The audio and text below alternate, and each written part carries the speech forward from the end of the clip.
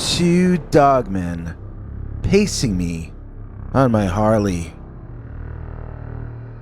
Dear Scary Stories NYC, I had not one but two dogmen appear to me and sort of chase me down a highway. I'm going to tell you everything that happened, but I'm also going to tell you afterward what I think this was really about. I have my own theories, and since this is the only time I will ever write on this subject, I'm going to have to share my theories now, or forever hold my peace. When I had one dogman on each side of me, going well over the speed limit on that desert highway, I swore to myself and the spirits that if I survived that experience, I would live honestly and speak only truth for the rest of my life. Well, I survived, and now I've got an obligation to the spirits that allowed me to live, to speak truth about all of it. Before I tell you that, I think it's important for reasons of disclosure that I tell you this. I had an experience that may have involved a dogman back when I was a young boy. In fact, in retrospect, I'm pretty sure it was a dogman. It had to have been. But it's open for debate because my family disagrees with me about what happened that night. Let me tell you my version of it. It was the scariest experience of my childhood. My grandfather, who I feared and respected, was over our house. My mother was upset with me for some reason I can't even remember. Grandpa told me that I had been bad and that I would be punished for it. I thought he meant no dinner or corporal punishment, but he told me that I would decide my own punishment. I asked him how I would do that.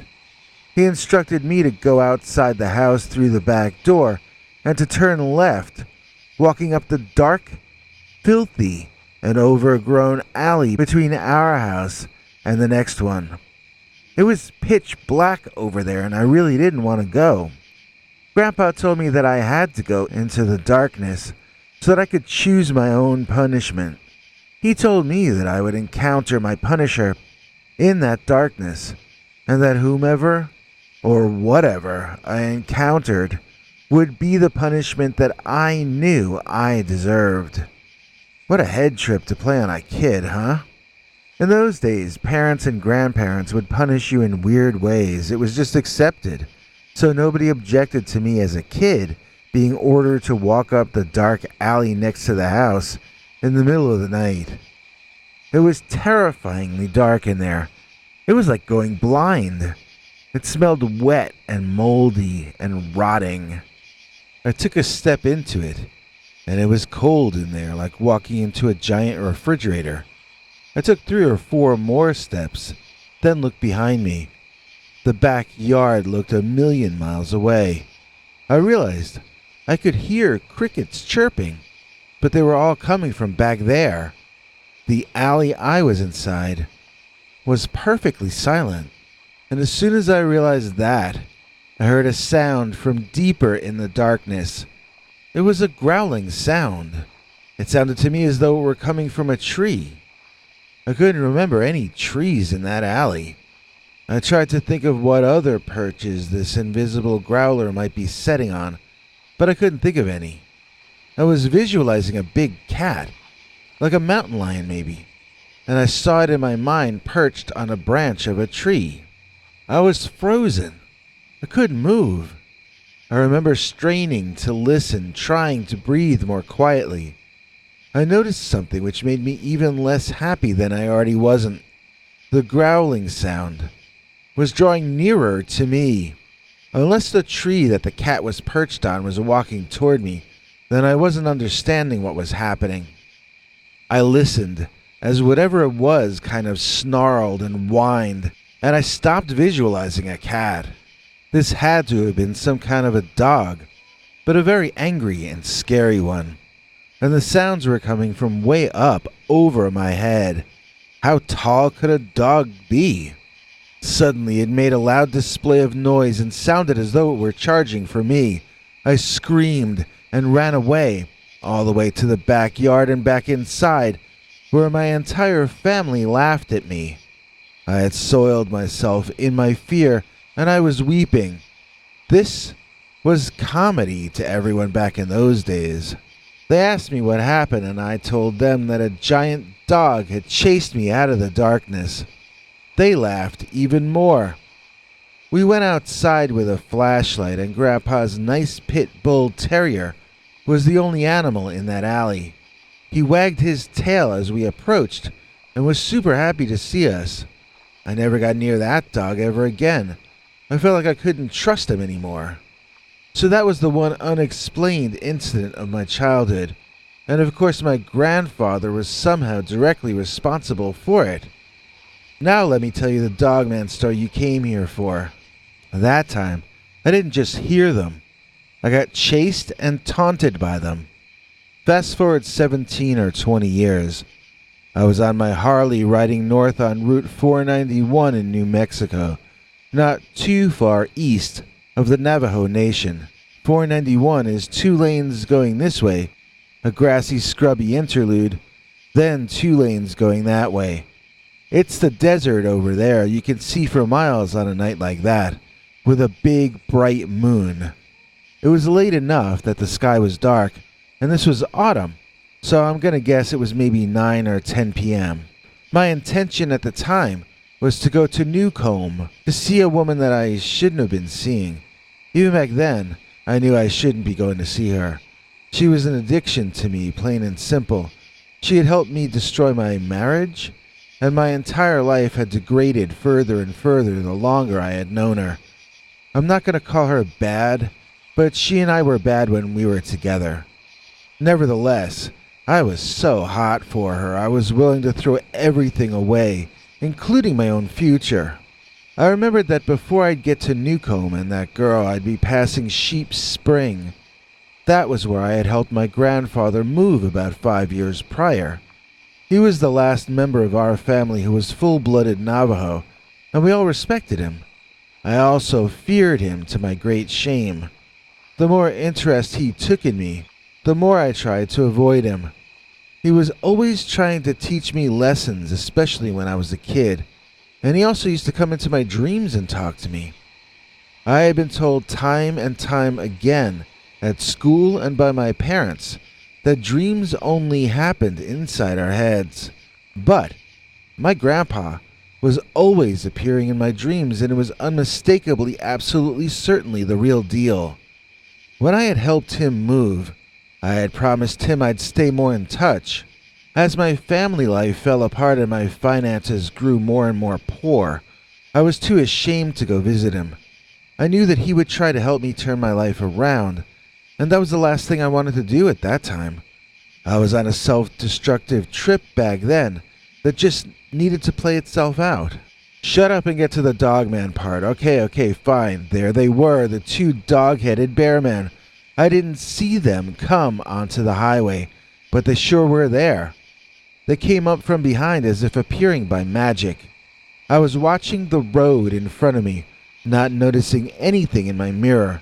But then, when I looked in my mirror directly, I saw that I was being pursued by 2 very fast-moving, hairy, tall, upright, bipedal, tall-eared, glowing-eyed, apparently biological entities. I thought I was seeing kangaroos running like ostriches instead of hopping when they first appeared in my mirror. My mind spun through its New Mexico Animals Rolodex and came up with nothing. I wanted to stop the bike and turn around to stare at them because I wasn't sure what I was seeing in my mirrors. But at the same time, I was too scared to slow down or stop because those things, whatever they were big. Now, in 1982 in New Mexico, there wasn't any such thing as a dogman, and so I was not thinking of anything like that at all. I was thinking it was some kind of a great spirit, or 2 spirits in this case. I didn't just feel scared, I felt guilty. I felt like those things were coming for me because I hadn't been living the correct kind of life, you know? Plus, that was before I got a really good look at them too. There was no traffic. There was no activity. There were only the stars, the moon, me, and the big dark hairy demons with the shiny glowing eyes running after me down this pretty isolated stretch of highway. I mean, There are no lights on that road. You've only got your headlight and the moon. That's fine on most nights because on most nights the only thing pursuing you will be another vehicle with at least one headlight on it. All I knew was that two very large, bipedal, hairy things were on my tail. The next thing I knew, I could see that they were advancing on me. One to the left of me, one to the right of me. Coming up from behind, there they were. Whatever they were. I sped up along with them until I was going too fast to be chased by any living thing on this here planet Earth. I forget how high I gunned it, but it was not legal, let's just say that much. Still, the large bipeds chased me, one on each side behind me, and each time my speed would level off, they'd increase theirs to begin closing the gap between us. When they finally were on either side of me, keeping pace with my bike, we were going at a dangerous speed to say the least. This was the first time I was able to look over at either of them, to my left and to my right, and I was able to finally see clearly what they were. Of course, that did not help me at all, since they looked like they were hairy or furry proto-humans with dog-like heads. I had no vocabulary for that, so once I saw them, I was even more amazed and confused than before. Since I didn't know what they were, I didn't know what to expect. But since they were able to run 80 or 90 miles per hour on two legs, I assumed they were spirits, as in nature spirits. I don't mean that I thought they were ghosts. I mean they had capabilities far beyond either men or animals. My only prior experience concerning that kind of thing had come from my grandfather, who told me cautionary tales when I was a kid. These dog-headed racers were like the boogeymen in my grandfather's scary bedtime stories. I felt that I must have done something wrong to deserve being chased in this way. I shouted that I was sorry to each of them, but I wasn't sure what I was apologizing for. I remember trying to make out if they were understanding that I was speaking to them. Were they intelligent, or merely the pawns of intelligent forces? Did they understand the intent of what I was saying? If they did, they didn't show it in any way that I could discern. They just continued to stare forward and run on either side of me, easily keeping pace with me at any speed. They looked as though they were special effects in a horror movie. These were like demon dogs or something. They were shiny black all over. Their eyes glowed almost white hot, like coals with the wind blowing on them. They were tall, yes, but the speed they were going at seemed impossible, even as I was watching it happen. I saw their dog-like legs pumping, and even so, it didn't make sense to me. How were their feet not melting from the friction? Dog feet were not made to run that fast. The two of them seemed to be disobeying the laws of physics, the way they say that hummingbirds and bumblebees do, too. Maybe the laws of physics are sort of like jaywalking laws, strictly enforced in some places, not enforced at all in others. As I looked at one, then the other, watched their eyes never looking any place but in front of them, their long sloppy tongues flapping loosely in the breeze their speed was creating, I realized one thing. These creatures are performing some action that is instinctual or programmed. They may as well be robots relative to me. Reasoning with them or apologizing to them is not going to work. If I allowed them to decide what would happen, it might be disastrous for me. I felt trapped. I felt surrounded. But I certainly seemed to have stopped feeling depressed and self-destructive. Suddenly, I wanted to live, which I understood I might not get to do for very much longer. I was feeling a kind of fear I'd never felt before. I didn't know what those monsters could do to me, and I also feared where I might end up if they decided to take me with them. There are fates worse than death, as they used to say in old 20th century movies. If they were what we call supernatural or paranormal, They might be able to damage my soul and spirit as much as they damaged my body. I saw the part of Sheep Springs that my grandpa lived in, and my heart ached to be able to see him one last time before these two creatures took me away forever. There was such an overwhelming gush of emotion inside me that I sharply slowed my bike down and watched those two werewolf-type spirit beings race on for a while before realizing what I'd done. Using that brief moment of momentum, I rode off to my right, off the road and into the scrubland leading to the town that my grandfather lived in. I didn't want to end my life being chased down and guilty. I wanted one last moment of acceptance, one last moment of family, one last moment before it was all over. Why I thought driving off-road would help me and not the creatures, I'm not sure. But once I made the decision, I had no choice but to stick with it. They had kept pace with me on the highway, but now, on their own turf, they ran circles around me. They ran ahead of me, then jumped up over me, bouncing off my helmet as they passed over. Whereas on the highway, they had been pursuing me to try to take me down. Here on the rough ground, it was more like they were celebrating having already won. I was getting pretty messed up from their roughhousing, and I have to admit, I was feeling pretty tired. As I pulled my bike onto one of the streets over there, though, I looked back to find my pursuers were gone. I wondered if they had run ahead of me into the streets and houses and were waiting to ambush me. I didn't know where they were hiding, and I felt too tired to even care. My goal was to see my grandfather that night. If I could talk to him, then everything would be all right.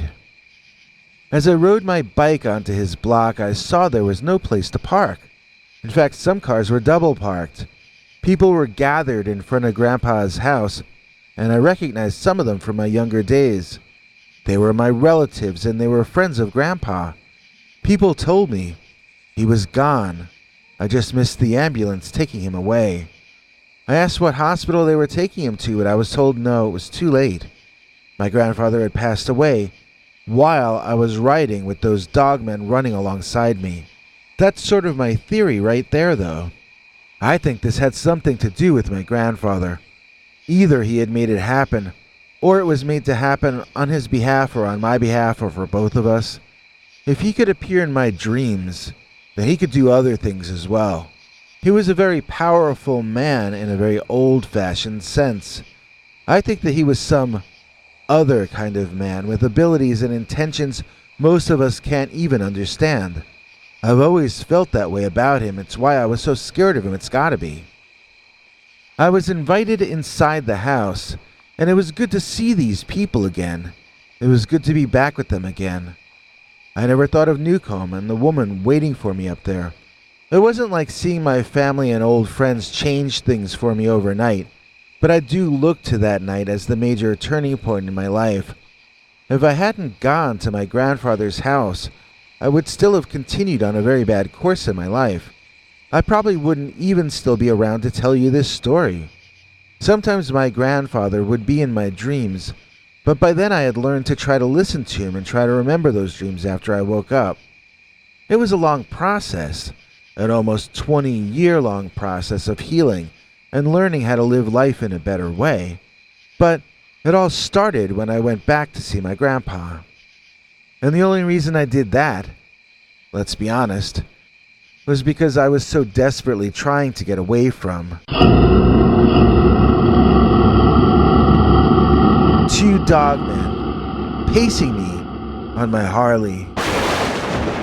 Gather round, people. I got something to say about our executive producer named Bobby K. He's professional, even with hobbies. This episode couldn't exist without Bobby. Please join us in thanking Bobby K, our newest channel member and executive producer. He gets to see our secret uncensored Dogman stories far too wild to run on this channel. Oh, and I see Mr. K upgraded, so now he also gets to see our 21 hours of archived secret uncensored stories as well. You too can be as cool as Bobby K by either joining our PayPal subscribers club at peterbernard.com or else by clicking the join link to become a channel member. And now, here's Henry Lee Dogman to fill in any details I may have left out. Hank? Thanks for watching till the end. If you liked what you saw, please consider clicking like on the video or sharing it with your friends and family that you think might also be interested. If you would like to see more of our work, please consider subscribing and hitting that bell icon next to the subscribe button so that YouTube will alert you when we put out a new video. To become a channel member and gain access to our special perks, you can click that join link under each of our videos. Another option is to join our PayPal subscribers club at peterbernard.com. You can join for as little as 99 cents on YouTube or $1.50 at peterbernard.com, and that gains you access to our weekly secret uncensored episodes. If you'd like to see our 21 hours of archives of uncensored Dogman stories, then please join at the $3 level or above. To get to watch our shows in advance of the public, please join at our $10 level. That gets you all the perks. If you join our channel memberships, you need to check our community page here on YouTube in order to get the links to the secret videos and other perks. If you're in the PayPal subscribers club, Peter will email you all the news and links himself. Once joining the PayPal club, which is Peter's homemade club, please give him a chance to see that you've joined and to compose you a personal welcome email, as none of that is automated. But whichever you join, we'll name you an executive producer for the next available episode. Do you have a scary experience that you'd like to share with us? You can email us at scarystoriesnyc@gmail.com or call our Scary Stories voicemail hotline at 804-LA-SCARY. That's 804-537-2279. It's a Google voicemail box, so that means it keeps cutting off after every 3 minutes. If your story is longer than that, please keep calling back and we can piece it together on our end. Good night, and have a scary tomorrow.